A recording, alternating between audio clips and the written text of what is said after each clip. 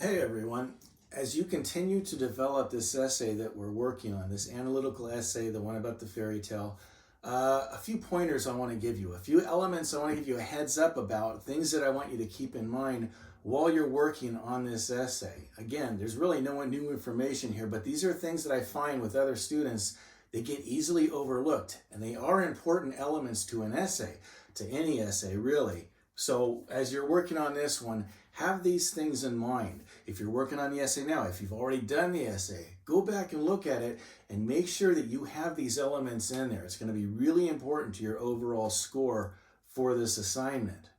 First of all, the overall structure of this essay. There's the schematic, the blueprint that we keep working with.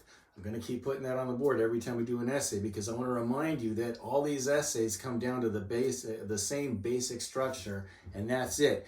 And it's true again. This essay that we're working on now has the exact same structure as the previous essay we did, which was the narrative. Same structure, right? In fact, it's still going to be 5 paragraphs because we're still going to have 3 body paragraphs because those 3 body paragraphs are going to answer the questions of the 3 levels of comprehension that we're working with. In fact, you'll see that I've identified those 3 body paragraphs by which level of comprehension they're talking about. Inferential, evaluative, and appreciative, okay? This entire paragraph is going to be about your inferential question and answer and evidence. If you follow the outline that I gave you, remember there's a worksheet for an outline that goes along with this.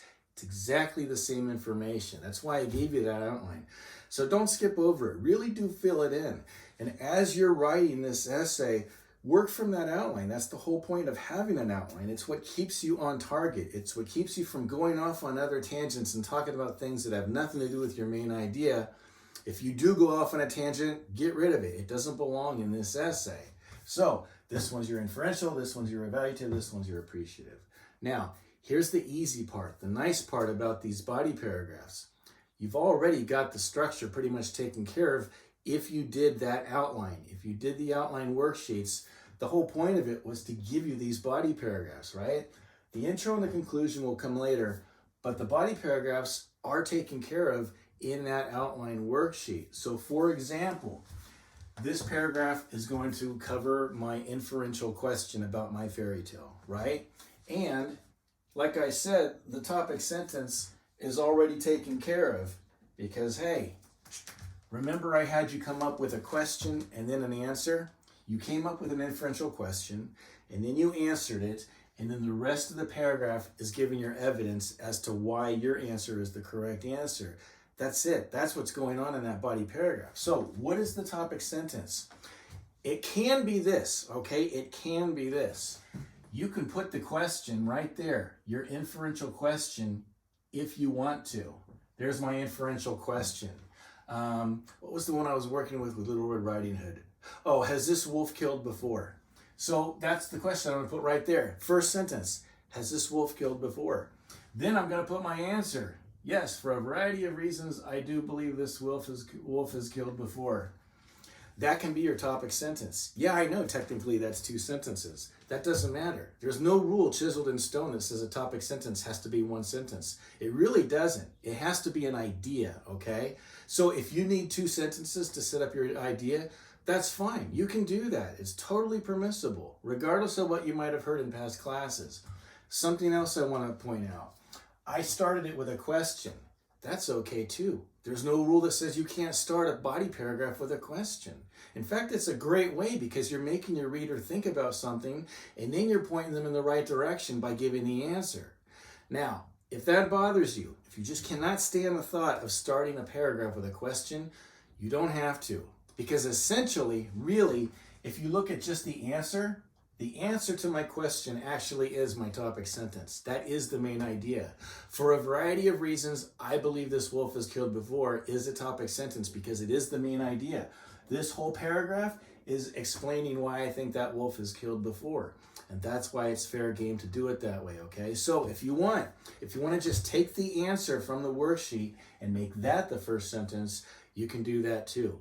So you can have the question and the answer, or you can have just the answer. Either way, you do have a main idea there. I'll be honest with you. having a question in there does help me, okay? It reminds me of what your question was when I can see your answer. If I see the question leading up to it, I can see where it came from. It's not absolutely necessary, but as a reader, I'll say it again, it does help me a little bit, okay? But still, the option is yours. You can do whichever method you want to. Then, for the rest of that paragraph, the rest of it is just giving my evidence. Here's one reason why I think the wolf is killed before, and I have some things to say about that. And then here's another reason why I think the wolf is killed before, and here's what I think about that, until finally that paragraph is filled in and done. And that's it.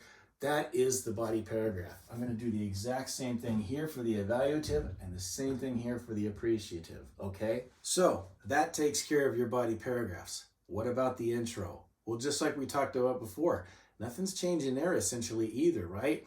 You have a main idea, you have a thesis statement that you're working towards, and you already know what your thesis statement is because that's on one of the worksheets that you filled out. So my thesis statement is, the author is making an argument that we should be very careful about giving children independence, right? Little Red Riding Hood, that's the main idea that I'm going with. That's my thesis statement. I have it already on the worksheet. Now, the next thing I have to figure out is how do I start this, okay? That very first sentence in that very first paragraph, which is your introduction, how am I gonna do that? Well, remember we talked about those attention getters, those hooks. You can call the sentence anything you want, but the point is, it makes your reader want to keep reading. That's what that sentence is doing. I gave you a variety of ways that you can do that. Remember I showed you those badass methods? You could use that here if you want to. Any one of those could work to set off your main idea. So just pick one that sounds interesting, go with it, and work with it. And if it doesn't work, pick another one, right? None of this is chiseled in stone. You can always go back and make changes as you're writing. If something doesn't work out, make an edit or delete something and try something else. That is what the writing process is, essentially.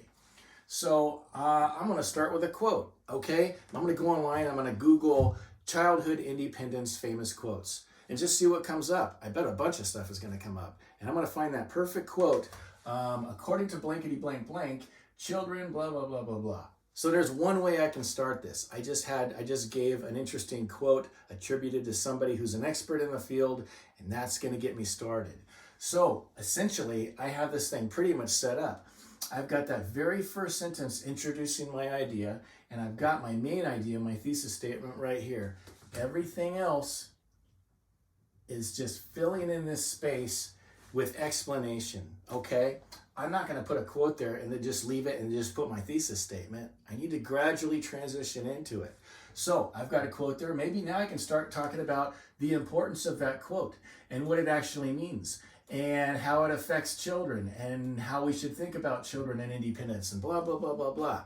I'm just explaining what that quote actually means, but it's also giving me a transition into my main idea, which is about children and independence. And that's it. That's what's going on in this whole paragraph right here. Finally, the conclusion. Remember what the conclusion is doing, okay? It's restating your main idea. That's why it's focused here and then gets wider down here. So my main idea was that the author is trying to argue that we should be careful about giving children independence. I'm not going to just take that sentence and then just put it right there again. That's really boring for your reader. But I could restate it. I could say it in a different way, or I can just take the idea inherent, okay? The idea of children and independence and how can it be dangerous and what's a good thing and what's a bad thing and anything else having to touch on that, anything else that touches on that idea, I can put that right there. So I'm reminding my reader, this is what I've been arguing for, right? Now, it goes wider. Remember, it's going wider. And essentially, it's answering a question, so what? Who cares? Why is this important? That's what this paragraph is doing. So I'm going to do that. I'm going to say this is important to understand because as parents, blah, blah, blah, blah, blah, we need to look out for children, blah, blah, blah, blah, blah. And I'm taking it to the world at large. It's not just me and my reader, but it's everybody can get information from this. And that's what's going on with that last part of this paragraph. That essentially is it. This is what I'm looking at, right? I've got my argument here, or my main point that I'm going to be arguing. Here is my argument, the three pieces of it, and then finally I conclude with some information wrapping up my argument. That's it. That's what this essay is doing. So as long as you stick to that structure, Stick to the outline, okay? The worksheets that I gave you, fill that thing in and use it as you're writing this, and you won't get into trouble. It'll keep you right in line.